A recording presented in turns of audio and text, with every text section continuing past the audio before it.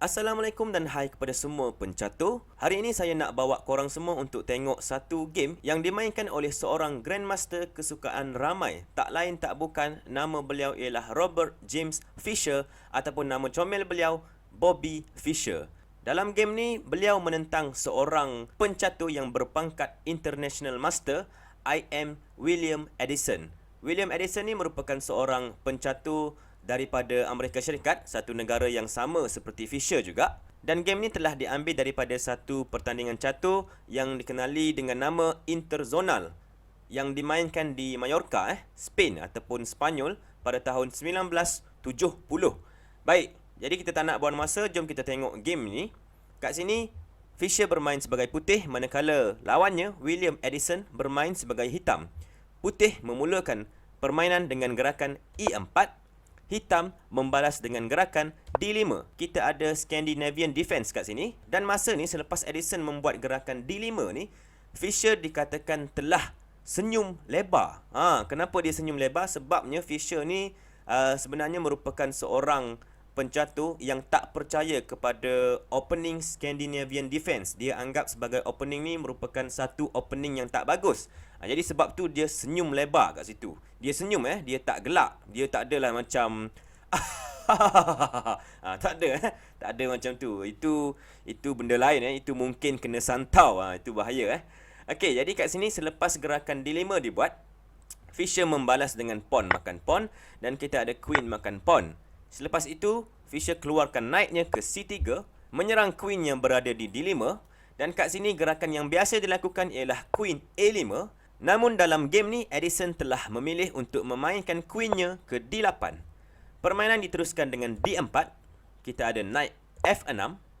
Seterusnya bishop ke C4, bishop F5, dan queen ke F3. Fischer membuat fork serampang dua mata dengan menyerang bishop di F5 dan juga pawn di B7. Dan kat sini sememangnya kalau bishop makan pawn C2 secara percuma, kita ada queen makan B7 sambil menyerang rook di A8 dan hitam terpaksa menggerakkan knight-nya ke knight B ke D7 dan seterusnya dengan gerakan bishop ke B5. Ini merupakan satu posisi di mana Fischer akan mempunyai kelebihan. Jadi ini sememangnya tidak bagus untuk hitam. Oleh sebab itu di posisi ini hitam telah memilih untuk menggerakkan queen-nya ke C8, memilih untuk mengawal kedua-dua buah yang sedang diserang itu. Kat sini hitam memilih untuk menggerakkan bishop-nya ke G5, tidak mengendahkan pawn di C2. Sebabnya Fischer ni merupakan seorang pencatur yang suka akan development. Dia suka untuk piece-piece-nya keluar dan bersedia untuk membuat serangan. Perlawanan diteruskan dengan bishop makan pawn C2, rook ke C1 menyerang bishop. Kita ada bishop lari ke G6 dan seterusnya knight G keluar ke E2. Hitam knight B ke D7 dan seterusnya putih membuat castling 0-0. E6 dimainkan oleh hitam dan kat sini kita ada bishop makan knight di F6. Dalam posisi ini, kalau hitam memilih untuk memakan bishop tersebut dengan menggunakan knight ke F6, kita ada gerakan D5 yang boleh dibuat oleh Fischer untuk mencuba membuka permainan ni. Dan kat sini, kalau hitam makan pawn tersebut, kita ada pawn E makan D5, knight makan pawn D5, knight makan knight, diikuti dengan bishop makan knight. Dalam posisi ini kita dapat tengok bahawa ianya memihak kepada putih. Kenapa? Sebabnya king putih masih lagi berada di tengah papan, tidak castling dan masih lagi tidak selamat.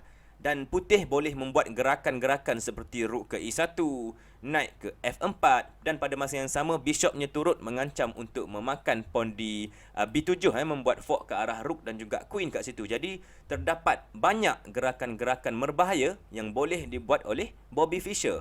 Oleh sebab itu, dalam posisi ini hitam telah memilih untuk memakan bishop ini dengan menggunakan pawn di F6. Jadi kat sini perlawanan diteruskan dengan D5. Fischer masih lagi cuba untuk membuka permainan. Namun semestinya Edison tidak membenarkan perkara ini untuk berlaku. Dia gerakkan pawnnya ke E5 kita ada bishop ke B5 membuat pin kat situ dengan idea untuk queen makan F6.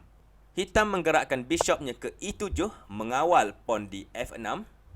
Seterusnya naik ke G3 diikuti dengan A6 menyerang bishop di B5. Bishop lari ke D3. Hitam telah mencuba memainkan queennya ke D8. Kat sini kita ada H4 dengan idea untuk datang ke H5. Dan Edison telah menolak pawnnya ke H5, tidak membenarkan perkara itu untuk berlaku.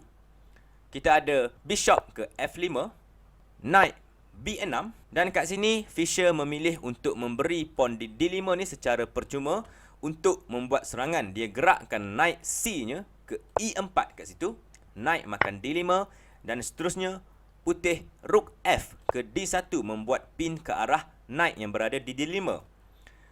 Hitam membuat tolakan pawn ke C6 mengawal knight kat situ. Dan seterusnya kita ada satu gerakan bagus yang telah dibuat oleh Fischer, iaitu knight ke C3 menambah perisa, menambah tekanan ke arah knight yang berada di D5. Tertekan dengan keadaan ini, hitam ataupun Edison cuba melarikan queennya ke B6, melarikan ke tempat yang bebas. Namun di posisi inilah Fischer membuat gerakan penting yang menyebabkan beliau memenangi perlawanan ini. Okey, baik. Jadi kat sini korang boleh cuba untuk pause video ni dan silakan cari gerakan yang ingin dibuat oleh Bobby Fischer. Rook makan knight di D5 membuat sacrifice, exchange sacrifice kat situ. Tahniah kepada sesiapa yang menjumpai gerakan ini. Korang sememangnya Bobby Fischer. Senang-senang je korang jadi Grandmaster kan. Orang lain punyalah susah nak jadi Grandmaster. Okey, kat sini kita ada satu exchange sacrifice yang telah dibuat oleh Fischer. Sememangnya hitam terpaksa makan rook tersebut, kalau tak dia akan kehilangan satu piece. Kat sini kita ada knight makan D5 sambil membuat serangan ke atas queen. Dan dalam posisi ini, kalau queen melarikan diri ke D8, ini merupakan satu langkah yang tidak bagus, sebab putih akan memenangi perlawanan ini dengan cepat. Diikuti dengan bishop makan bishop G6. Kita ada pawn makan bishop G6 dan seterusnya knight membuat check di C7. Dan dalam posisi ini, king hitam mempunyai 3 tempat untuk melarikan diri. Saya akan pergi satu persatu. Kalau king lari ke F8, knight boleh melompat ke E6, membuat fork, menyerang king dan juga menyerang queen. Queen hitam akan mati kat situ. Kita kembali ke posisi ini. Kalau king hitam melarikan diri ke F7, putih boleh pergi queen ke B3 membuat check. Dan kat sini dalam posisi ini, king hitam hanya mempunyai 2 pilihan untuk melarikan diri, iaitu ke F8 ataupun G7. Dan kemana-mana pun dia pergi, contohnya kat sini kita ada king G7, knight akan melompat sekali lagi ke E6 dan seterusnya membuat fork. Queen hitam akan mati sekali lagi. Kita kembali ke posisi ini. Pilihan terakhir, king melarikan diri ke D7 pula, boleh dibalas dengan queen ke D5 membuat check. Kita sebenarnya ada checkmate 3 langkah kat sini. King terpaksa masuk ke C8 dan seterusnya kita ada knight makan pawn di A6, membuka ruang rook untuk menyerang king. Discover check kat situ. Dan hitam terpaksa membuat blok dengan menggunakan queen ke C7 dan seterusnya rook makan queen C7 akan membuat checkmate 3 langkah. Oleh sebab itu, dalam posisi ini, kita kembali ke sini, hitam telah memilih untuk menggerakkan queennya makan pawn di B2. Queen makan B2 kita ada kat situ. Fischer, rook B1 menyerang queen. Queen makan pawn di A2 dan seterusnya rook makan pawn di B7. Dan dalam posisi inilah William Edison telah memilih untuk resign dan menyerah kalah. Baik, jadi kenapakah Edison memilih untuk resign kat sini? Jom kita tengok, kita bedah siasat. Putih sedang mengancam untuk memakan bishop di E7 dengan menggunakan rook. Selain tu, bishop ni juga diperlukan untuk mengawal pawn di F6 yang sedang diserang oleh knight kat situ. Jadi satu gerakan yang logik yang boleh dibuat oleh hitam ialah bishop ke D8 kat sini. Namun putih boleh mendapat kemenangan dengan gerakan seperti bishop makan bishop G6, pawn makan bishop diikuti dengan knight makan pawn.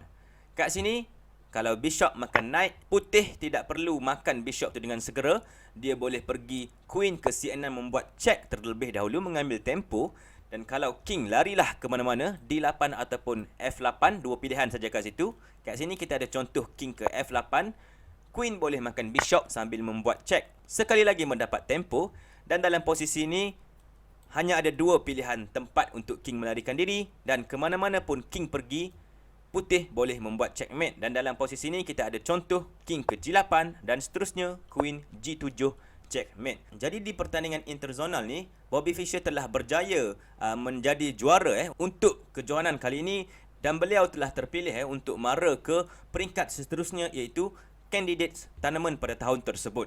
Jadi saya rasa itu saja yang boleh saya kongsikan untuk kali ini. Terima kasih kerana menonton. Silakan like, share juga subscribe kepada channel kami untuk terus menyokong usaha kami dalam menaikkan industri catur. Selain itu, korang juga boleh pergi ke playlist kami untuk melihat video-video menarik kami yang lain. Itu saja. Selamat bercatur. Assalamualaikum. Bye-bye.